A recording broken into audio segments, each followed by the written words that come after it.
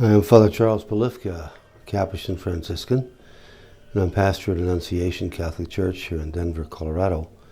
Annunciation is a church on 36th and Humboldt, an inner city church, mainly Hispanic parish, but in a neighborhood that's changing too.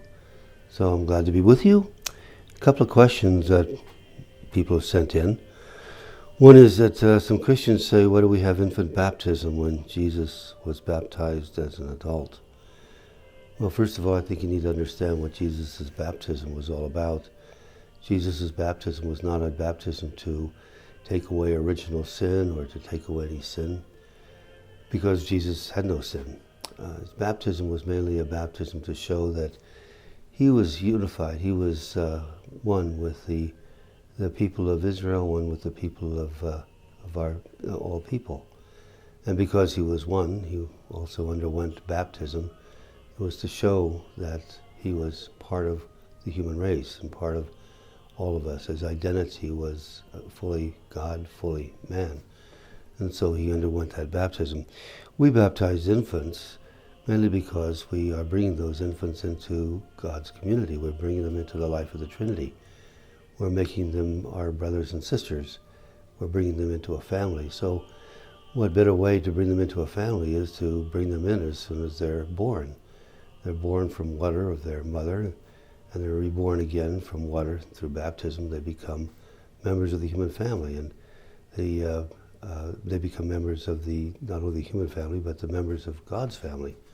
And so it becomes our responsibility to bring them up in the family of God, as well as the family of the human family.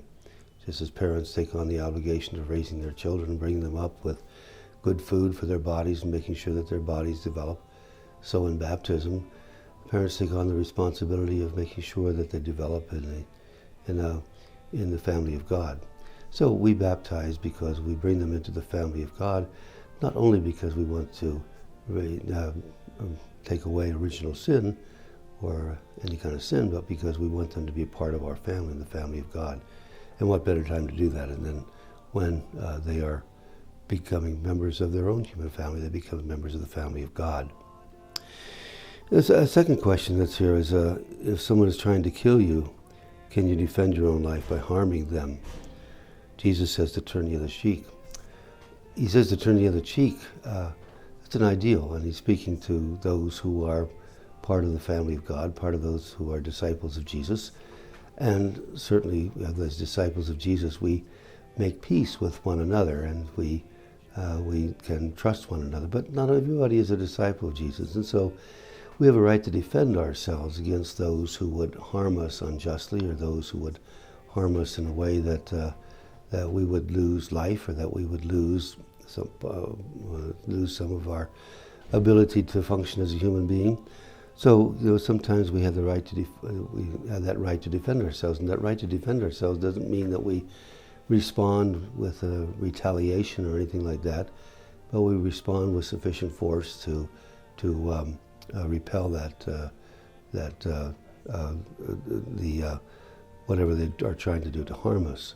So it's an ideal for all of us. If we were all the ideal Christian family, if we were all the ideal followers of Jesus, and somebody for some reason harms us, we would forgive them because we know that they're a brother and sister and they don't mean it. But since we aren't in that kind of a family, naturally we have a right to defend ourselves and make sure that those who are harming us are somehow repelled, but not with a force beyond the force that they use. It was an eye for an eye and a tooth for a tooth in the Old Testament, and Jesus says certainly turn the other cheek, but he's talking to all of us who are followers of Jesus in our dealings with one another. There's a question here that says, if human evils must be allowed so that we can have a free will, why did God also create natural evils like floods and disease and those kinds of things? It's a question more often asked, and I think we have to remember that we live in a world that is that does things to us. I mean, we live in a world where there are floods. We live in a world where there are natural disasters. It's not that God created natural disasters or anything like that. It's a matter they are, because we live in this world that is temporary. We live in this world that is changing. We live in this world that things don't work together completely, normally, naturally. We don't live in a perfect world. We don't live in that paradise which was originally created for us to live in. We live in a world that has a lot of disorder in it because of the original sin. And so that original sin is something that makes the world disordered. And that disorder in the world it brings about floods, brings about disease. It's not God that that created them.